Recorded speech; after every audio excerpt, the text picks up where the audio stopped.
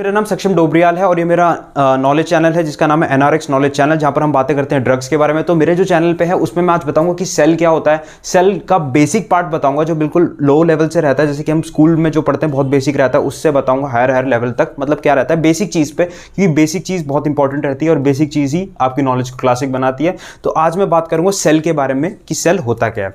अगर हम बात करें सेल के बारे में कि सेल है क्या बायोलॉजी के हिसाब से और सेल होता क्या है, तो मैं आज आपको बिल्कुल ढंग से बताऊंगा। सबसे पहली बात कि जो सेल होता है उसे डिफाइन करा जाता है। अगर हम एक सेल को बोलूं, जो डेफिनेशन है कि कोई भी लिविंग ऑर्गेनिज्म की, कोई भी एक ऑर्गेनिज्म जो एक जीवित वो है ऑर्गेनिज्म है, प्राणी है, उसकी बॉडी मेडअप होती है, बनी होती है माइक्रोस्कोपिक यूनिट से, जिन्हें हम सेल्स कहते हैं। सेल मतलब एक छोटे छोटे कण हैं जो कि बहुत ही अहमियत, एक इंपॉर्टेंस का रोल प्ले करते हैं लिविंग ऑर्गेनिजम्स में। ठीक है, सेल को समझने से पहले हम बात नहीं करेंगे कुछ ऐसी डेफिनेशन की बायोलॉजिकल की structural and functional unit of life क्या रहती है, ऐसे नहीं। अभी हम जाएंगे, अभी हम सिंपल वे में समझेंगे कि सेल होता क्या है। सेल एक छोटे छोटे माइक्रोस्कोपिक पार्टिकल्स हैं जो कि एक ऑर्गेनिज्म में रहते हैं। ठीक है, उसी से एक ऑर्गेनिज्म बना होता है। सेल को समझने का एक सिंपल और सटीक चीज़ मैं आपको ये बताऊंगा कि मान लीजिए कि कोई एक घर है तो उसमें अलग अलग कमरे रहते हैं, तो अलग अलग कमरे अलग अलग डिवीजन करते हैं, तो वो जो अलग अलग कमरे हैं वो एक तरह के सेल होते हैं।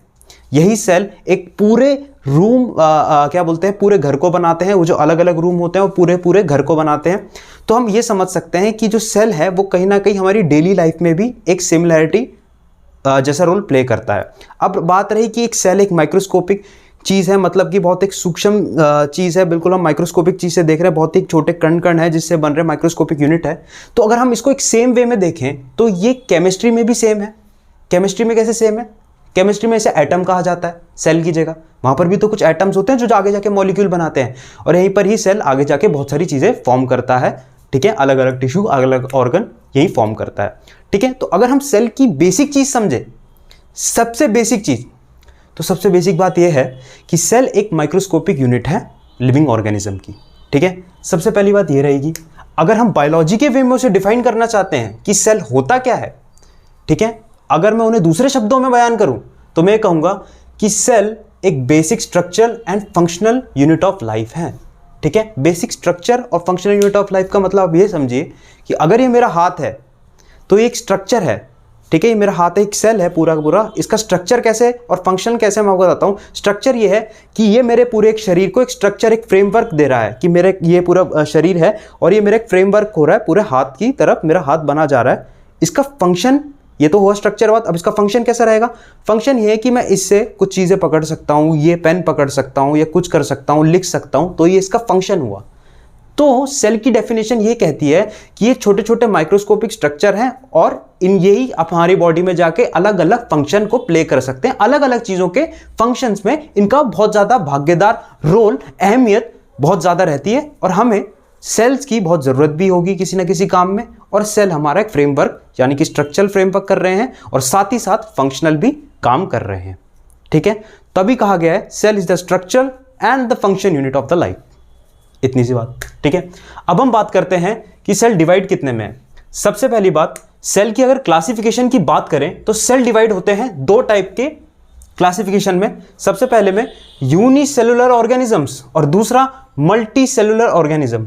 ठीक है, दो टाइप में डिवाइडेड है, क्योंकि हम सब यहाँ ऑर्गेनिजम्स की बात कर रहे हैं, जीव विज्ञान की बात है, बायोलॉजी की बात है, तो यहाँ पर हम बात कर रहे हैं जीव विज्ञान के बारे में, बायोलॉजी के बारे में, यूनिसेलुलर ऑर्गेनिज्म के बारे में, और मल्टी सेलुलर ऑर्गेनिज्म में डिवाइडेड हैं। अलग अलग तरह के जीव जंतु हैं, एल्गे है, प्रोटिस्टा है, फंगाई है, वायरस है, रिक्टेशिया है, दुनिया भर की चीज़ें हैं, अलग अलग लिविंग ऑर्गेनिज्म है, और सब में कहीं ना कहीं सेल समाया हुआ है, छोटी सी छोटी चीज़ में। हो सकता है ये जो पृथ्वी भी है ये भी एक छोटा सा सेल हो। अगर हम इस पूरे ब्रह्मांड के उसमें अगर हम देखें, पूरे यूनिवर्स में देखें, तो हमारा ये जो प्लेनेट इतना बड़ा लगता है वो भी एक छोटा सा सेल के बराबर हो सकता है। तो कहीं ना कहीं हर चीज़ को अगर आप कभी भी पढ़ें कोई भी चीज़ को, कोई चीज़ को याद करने से अच्छा है उसको थोड़ा समझें और हर चीज़ को एक दूसरे से कनेक्ट करके देखें, क्योंकि हर चीज़ एक दूसरे से कनेक्ट करती है। जिंदगी भी ऐसी है, पहले हमें चीज़ें समझ नहीं आती कि हमारे साथ गलत हुआ, अच्छा हुआ है, लेकिन आगे जाके हमें समझ आता है कि जो हुआ है सही चीज़ के लिए ही होता है। ठीक है, अब बात करते हैं यूनिसेलुलर और मल्टी सेलुलर ऑर्गेनिजम्स के बारे में। यूनिसेलुलर ऑर्गेनिजम्स क्या होते हैं? बहुत ध्यान से सुनना, बहुत बेसिक चीज़ के लिए, जो भी यहाँ पर है बच्चे, जो भी इसको आगे देखेंगे, जो भी आगे बेसिक चीज़ समझना चाहते हैं साइंस बैकग्राउंड में, आपको बिल्कुल बेसिक से उससे समझाऊंगा, ठीक है। यूनिसेलुलर ऑर्गेनिज्म, यूनि, ये यूनि वर्ड है ना, इसको हमेशा समझना सिंगल, इसको हमेशा समझना सिंगल, ये हुआ सिंगल, ठीक है। सेलुलर की बात है तो सेल की बात होगी, तो यूनिसेलुलर हुआ सिंगल सेल, ठीक है। मल्टी सेलुलर की अगर हम बात करें तो मल्टी का मीन्स होता है बहुत सारे, सेलुलर है तो सेल होगा, बस मल्टी सेलुलर, ठीक है। ये दो उस चीज में डिवीजन है हमारे सेल्स का। हमारे जो सिंगल सेल्स हैं उसमें कुछ हमारे एग्जांपल आता है, यीस्ट आता है, मोइबा आता है। मल्टी सेलुलर में एल्गे भी आता है और फंगाई भी आता है, ये भी इसके टाइप में ही आता है, पर फंगाई की कुछ अलग वेराइटीज भी आती हैं। यूनिसेलुलर और मल्टी सेलुलर का डिफरेंस समझते हैं, बहुत आसान है, बहुत आसानी से बताऊंगा। देखिए जैसा मैंने बताया, यूनि होता है सिंगल, सेलुलर तो सिंगल सेल होगा, पहला डिफरेंस। यूनिसेलुलर में अगर हम आगे देखें तो इसकी एक्टिविटी, जो भी इस सेल की एक्टिविटी है, क्योंकि cell structure and the function unit of the life है, फंक्शन कुछ काम भी तो कर रहा है, तो फंक्शन की बात अगर हम बात करें तो इसका पूरा का पूरा फंक्शन एक ही सेल देख रहा है। तो इससे हम क्या समझे कि सिंगल सेल ही इसी में काम कर रहा है, ठीक है, सिंगल सेल में ही एक्टिविटीज हो रही हैं सारी, ठीक है। जो रिप्रोडक्शन है, ठीक है, उसमें भी क्या हो रहा है, सिंगल सेल का ही योगदान है, ये भी इसका सेम फंक्शन है, ठीक है। जो लाइफ स्पैन है इसका जो रहता है यूनिसेलुलर ऑर्गेनिज्म का, वो थोड़ा छोटा रहता है, क्योंकि एक सिंगल सेल ही इतना ज़्यादा काम कर जाता है, बहुत ज़्यादा, तो उसका लाइफ स्पैन भी छोटा हो जाता है धीरे धीरे करके। आप इसको बिल्कुल ऐसे समझ लीजिए, बहुत सारे काम करने से, बहुत ज़्यादा काम करने से हमारी बहुत एनर्जी जाती है, बहुत सारी चीज़ों में अलग अलग डायरेक्शन में एनर्जी जाती है। तो क्या होता है कि हम एक जगह पर एग्जॉस्ट हो जाते हैं और धीरे धीरे करके हम थकान से बैठ जाते हैं या फिर गिर जाते हैं। तो बिल्कुल वैसे ही यूनिसेलुलर ऑर्गेनिज्म में क्या होता है, सिंगल सेल रहेगा, सिंगल सेल पे ही एक्टिविटीज होगी, रिप्रोडक्शन जो आगे इसको डिवीजन होगा वो भी सिंगल सेल ही करेगा, लाइफ स्पैन भी इसका छोटा ही रहेगा, क्योंकि सब एक ही सेल काम कर रहा है। बात करते हैं मल्टी सेलुलर ऑर्गेनिजम्स के बारे में। मल्टी सेलुलर ऑर्गेनिज्म में क्या रहता है कि इसके अंदर लार्ज नंबर ऑफ सेल्स रहते हैं, क्योंकि इसमें एक और एक से ज़्यादा के सेल्स ज़्यादा रहेंगे, ठीक है, एक से ज़्यादा के ही रहते हैं सेल्स, ठीक है। सिंगल सेल्स एक्टिविटी परफॉर्म करता भी है, और मतलब आप कह सकते हैं एक सिंगल सेल जो रहता है वो एक्टिविटी परफॉर्म करता भी है और सेल्स भी उसमें भागीदार रहते ही हैं, ठीक है, जैसे उसमें मैंने बता रहा हूँ। और जो रिप्रोडक्शन का पार्ट रहता है उसमें से कुछ सेल पार्ट करते हैं रिप्रोडक्शन में, क्योंकि मल्टी सेल है तो बहुत सारे सेल होंगे और सब अलग अलग काम कर रहे हैं।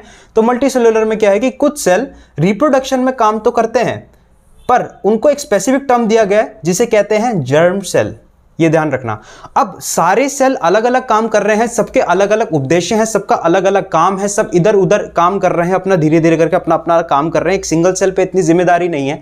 तो कहीं ना कहीं एक लाइफ स्पैन, उनका जीवित रहने की जो हम कह सकते हैं सीमा जो भी वो है, वो भी काफ़ी ज़्यादा हाई रहेगी अलग अगर हम देखें तो यूनिसेलुलर ऑर्गेनिज्म से। तो सिंपल और साफ बात है, यूनि का मीन्स है एक सिंगल सेल, ठीक है, जिसके बारे में बता दें कि सिंगल सेल में ये सारी घटनाएं घट रही हैं, लेकिन एक मल्टी सेल्स में अलग अलग सेल अलग अलग काम कर रहे हैं, जिसमें एक स्पेसिफिक चीज जो मैं आपको बता दूं कि जो रिप्रोडक्शन में जो इसमें मदद कर रहे हैं उनको एक स्पेसिफिक टर्म दिया गया है जिन्हें हम जर्म सेल कहते हैं। तो कहीं ना कहीं मल्टी सेलुलर में ये जर्म सेल और रिप्रोडक्शन को अगर हम कनेक्ट करके देखें तो ह्यूमन बींग्स का भी मल्टी सेलुलर ऑर्गेनिज्म में आते ही होंगे, ठीक है। अब इसके बाद मैं आपको ये बताऊंगा कि सेल की थ्योरी क्या थी, सेल की डिस्कवरी क्या हुई थी अगली वीडियो में। तब तक ये तो बहुत बेसिक बताया मैंने, इंट्रोडक्शन, ठीक है। ये 9th क्लास के लिए या फिर 6th क्लास या बहुत बेसिक चीज़ के लिए अगर आपको सेल जानना हो तो मैंने आपको वो वीडियो बना के इसमें दिखाइए। अगली वीडियो में बताऊंगा कि क्या होता है सेल की थ्योरी, और आगे हम बात करेंगे अलग अलग सेल की में फंक्शन रहता है उसके बारे में, ठीक है। तो अगली वीडियो में हम इसके बारे में बात करेंगे, ठीक है। मेरा नाम है सक्षम टोबरियाल।